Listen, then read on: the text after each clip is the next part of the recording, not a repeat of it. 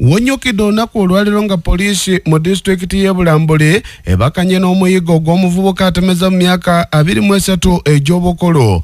Ono ye Namusi Joero agambibwa okozesa ejjambiya n'ebiso ebirala n'atta munne ategerekese nga Namusi Rogers bwe babadde batalima Kambogo mu nnaku ntono eziyise.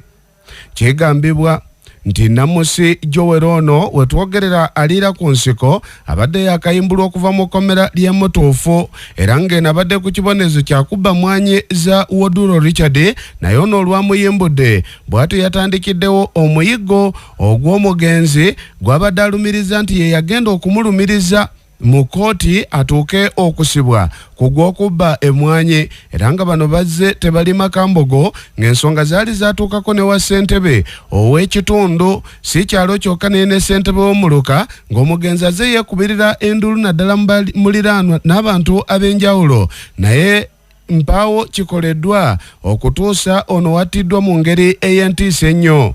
Ayogerera poliisi mu bendobendo lya Erigon ye SP Rogers Crispus Taitika atunyonyodde ku butemu buno.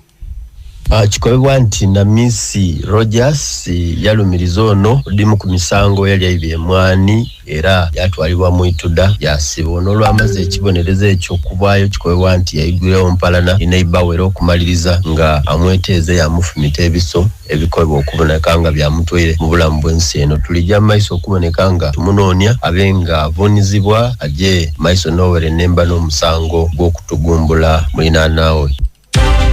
Amawulire amasunsulera amasengejje agawana n'ag'ebweru, reediyo eri emu yokka, Nabasa Twamba.